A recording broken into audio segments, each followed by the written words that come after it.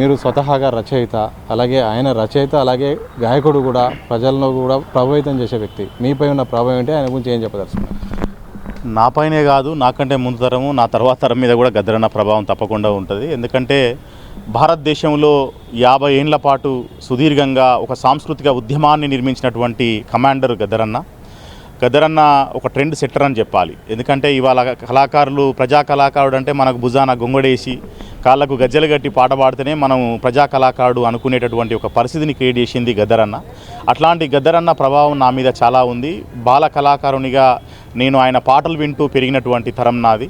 ఆ తర్వాత నేను రచనా రంగంలోకి వచ్చిన తర్వాత కూడా గద్దరన్న నుండి ఇన్స్పిరేషన్ని పొందినాం. ముఖ్యంగా నేను హైదరాబాద్ సెంట్రల్ యూనివర్సిటీలో పాట మీద, తెలంగాణ ఉద్యమ పాటల మీద పిహెచ్డి చేసి దాన్ని ఒక పుస్తకంగా ప్రచురించినప్పుడు ఆ పుస్తకాన్ని రవీంద్ర భారతిలో గద్దరన్న చేతుల మీదుగానే మెయిన్ హాల్లో ఆవిష్కరించడం జరిగింది.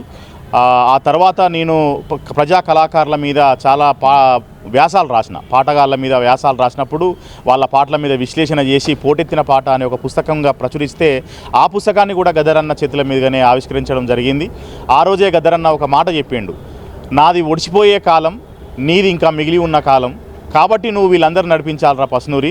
సో ఇప్పుడు మీ వెనకాల నేను వస్తా, మీరు ముందు నడవాలి అని చెప్పేసి కూడా ఆయన ఆ రోజు మాకు గొప్ప దిశానిర్దేశం చేయడం జరిగింది.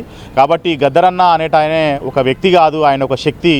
ఆయన పాటకి ఉన్నటువంటి శక్తి కొన్ని కోట్ల మందికి చేరింది. బీబీసీ వాడు ఒకసారి ఆయన ఇంటర్వ్యూ అడిగిండు, నీ భూప్రపంచం మీద బతికున్నటువంటి సెలబ్రిటీలలో, కళాకారులలో మైకేల్ జాక్సన్ తర్వాత అంతటి పేరు మీకున్నది, మీ ఇంటర్వ్యూ కావాలంటే మీ సామ్రాజ్యవాదానికి నేను వ్యతిరేకిని, మీకు ఇంటర్వ్యూ అని చెప్పినటువంటి మహానుభావుడు గద్దరన్న. అట్లాంటి గద్దరన్న స్ఫూర్తి ఇవాళ ఈ సమాజానికి అవసరం ఉంది. నిస్వార్థంగా ప్రాణాలకు సైతం తెగించి 6 బుల్లెట్లు ఆయన శరీరాన్ని చీల్చినా సరే ఎక్కడా వెనుకడుగు వేయలేదు. కేవలం విప్లవోద్యమం దగ్గరనే ఆగిపోలేదు.